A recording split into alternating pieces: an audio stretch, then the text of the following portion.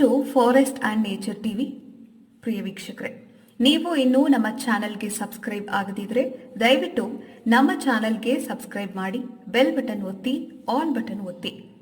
ಕನ್ನಡದಲ್ಲೊಂದು ಅದ್ಭುತ ಪ್ರಾಣಿ ಪಕ್ಷಿ ಪರಿಸರದ ಡಿಸ್ಕವರಿ ಚಾನೆಲ್ನ ಅಪ್ಡೇಟ್ಸ್ಗಳ ನೋಟಿಫಿಕೇಶನ್ಗಳು ನಿಮ್ಮ ಮೊಬೈಲ್ಗೆ ಬರುತ್ತದೆ.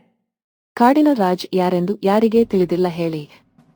ಅವನ ಗರ್ಜನೆ ಕಾಡಿನ ಕಿಲೋಮೀಟರ್ ಗಟ್ಟಲೆ ಮೊಳಗಿದರೆ ಜಿಂಕೆ, ಮೊಲ ಇನ್ನಿತರ ಜೀವಿಗಳಿಗೆ ನಡುಕ ಹುಟ್ಟಿಸುತ್ತದೆ. ನಡಿಗೆಯಲ್ಲೇ ರಾಜ ಗಾಂಭೀರ್ಯವಿರುವ ಸಿಂಹವು ಕಾಡಿನಲ್ಲಿ ತನ್ನದೇ ಆದ ಘನತೆಯಲ್ಲಿ ಬದುಕುತ್ತಿರುತ್ತದೆ. ಅದೇ ಸಿಂಹ ಸತ್ತಾಗ ಏನಾಗುತ್ತದೆ? ಕಾಡಿನ ರಾಜನ ಕುಟುಂಬದಲ್ಲಿ ಏನಾಗುತ್ತದೆ? ರಾಜ ಸಿಂಹ ಸತ್ತಾಗ ಕಾಡಿನ ಇತರ ಪ್ರಾಣಿಗಳು ಏನು ಮಾಡುತ್ತವೆ? ಸಿಂಹದ ಮೃತದೇಹ ಸಿಕ್ಕಾಗ ಅರಣ್ಯಾಧಿಕಾರಿಗಳು ಏನು ಮಾಡುತ್ತಾರೆ ಎನ್ನುವ ಪ್ರಶ್ನೆಗಳಿಗೆ ಉತ್ತರ ಇಲ್ಲಿದೆ. ಗ್ಲೋಬಲ್ ಸಫಾರಿ ಆರ್ಕೈವ್ನಲ್ಲಿ ಪ್ರಕಟವಾದ ಜಂಗಲ್ ಸಫಾರಿ ವಿಜ್ಞಾನಿಗಳು ನಡೆಸಿದ ಅಧ್ಯಯನದ ಪ್ರಕಾರ ಕಾಡಿನಲ್ಲಿ ಸಿಂಹವು ಸತ್ತಾಗ ಮನುಷ್ಯರಂತೆ ಅವುಗಳ ಕುಟುಂಬದ ಸದಸ್ಯರೆಲ್ಲರೂ ಒಂಟಿತನ ಕಾಡುತ್ತದೆ. ಗಂಡು ಸಿಂಹ ಸತ್ತಾಗ ಆ ಸಿಂಹದ ಕುಟುಂಬವು ಸಂಪೂರ್ಣವಾಗಿ ಕುಸಿಯುತ್ತದೆ. ಅದರ ಜೊತೆಗಿನ ಇತರ ಸಿಂಹಗಳು ಮಂಕಾಗುತ್ತವೆ. ಹೆಣ್ಣು ಸಿಂಹ ಸತ್ತಾಗಲೂ ಸಾಮಾನ್ಯವಾಗಿ ಇದೇ ನಡೆಯುತ್ತದೆ.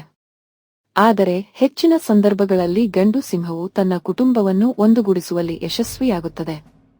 ಇನ್ನು ಗಂಡ ಸಿಂಹಗಳು ಸತ್ತಾಗ ಕಿರಿಯ ಮಗ ಸಿಂಹದ ಮಗ ರಾಜನಾಗುತ್ತಾನೆ. ಇಂತಹ ಸಂದರ್ಭದಲ್ಲಿ ಹೆಣ್ಣು ಸಿಂಹವು ಆ ಕುಟುಂಬವನ್ನು ಮುನ್ನಡೆಸುತ್ತದೆ.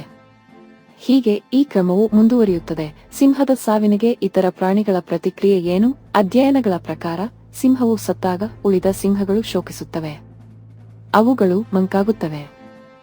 ತೀರಾ ಹಸಿದರೆ ಮಾತ್ರ ಬೇಟೆಗೆ ತೆರಳುತ್ತವೆ. ಇನ್ನು ಸತ್ತ ಸಿಂಹಗಳ ದೇಹವನ್ನು ನರಿಗಳು, ತೋಳಗಳು ಮತ್ತು ಹೈನಾಗಳು ತಿನ್ನುತ್ತವೆ. ಇದನ್ನು ಬಿಟ್ಟು ಇತರ ಪ್ರಾಣಿಗಳಲ್ಲಿ ಯಾವುದೇ ವ್ಯತ್ಯಾಸವಿರುವುದಿಲ್ಲ. ವಾಸ್ತವವಾಗಿ ಅವುಗಳಿಗೆ ಕಾಡಿನ ರಾಜ ಸತ್ತಿದ್ದಾನೆ ತಿಳಿದಿರುವುದಿಲ್ಲ. ಭಾರತದಲ್ಲಿ 5 ವರ್ಷಗಳಲ್ಲಿ 500ಕ್ಕೂ ಹೆಚ್ಚು ಸಿಂಹಗಳ ಸಾವು. ಮಾಹಿತಿ ವಿವರ ತಿಳಿಯಿರಿ. ಭಾರತದ ಕಾನೂನಿನ ಪ್ರಕಾರ ಸಿಂಹದ ಅಂತ್ಯಕ್ರಿಯೆಯ ಮೊದಲಿನ ಪ್ರಕ್ರಿಯೆಯನ್ನು ಭಾರತದ ಎಲ್ಲಾ ಅರಣ್ಯಗಳು ಮತ್ತು ವನ್ಯಜೀವಿ ಅಭಯಾರಣ್ಯಗಳಲ್ಲಿ ಇರುವ ಸಿಂಹಗಳ ಸಂಪೂರ್ಣ ದಾಖಲೆಗಳನ್ನು ಅರಣ್ಯ ಇಲಾಖೆ ಹೊಂದಿದೆ.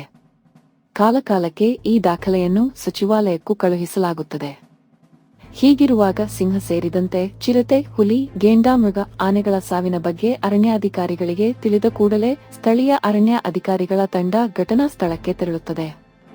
ಮೊದಲು ಪ್ರಾಣಿಗಳ ಮೃತದೇಹದ ಫೋಟೋಗಳನ್ನು ತೆಗೆದುಕೊಂಡು ಬಳಿಕ ಸ್ಥಳೀಯ ವನ್ಯಜೀವಿ ಆಸ್ಪತ್ರೆಗೆ ತೆಗೆದುಕೊಂಡು ಹೋಗಲಾಗುತ್ತದೆ.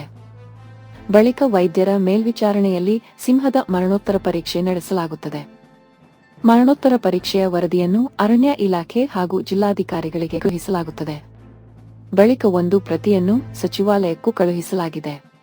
ಅಷ್ಟೇ ಅಲ್ಲ, ಅಗತ್ಯವಿದ್ದಾಗ ಅಥವಾ ಸಾವಿಗೆ ನಿಖರ ಕಾರಣ ತಿಳಿಯದಿದ್ದಾಗ ಸಿಂಹದ ಅಂಗಾಂಗಗಳನ್ನು ವಿಧಿವಿಜ್ಞಾನ ವಿಭಾಗಕ್ಕೆ ಕಳುಹಿಸಲಾಗುತ್ತದೆ. ಕಳೆದ 5 ವರ್ಷಗಳಲ್ಲಿ ದೇಶದಲ್ಲಿ ದಾಖಲಾದ ಒಟ್ಟು ಸಿಂಹಗಳ ಸಾವಿನ ಸಂಖ್ಯೆ ವಿವರ ಸೋಮವಾರ ಲೋಕಸಭೆಯಲ್ಲಿ ಪರಿಸರ, ಅರಣ್ಯ ಮತ್ತು ಹವಾಮಾನ ಬದಲಾವಣೆಯ ರಾಜ್ಯ ಸಚಿವ ಅಶ್ವಿನಿ ಕುಮಾರ್ ಚೌಬೆ ಅವರು ಮಂಡಿಸಿದ ಅಂಕಿಅಂಶಗಳ ಪ್ರಕಾರ 2019 ಮತ್ತು 2023ರ ನಡುವೆ 555 ಸಿಂಹಗಳು ಸಾವನ್ನಪ್ಪಿವೆ.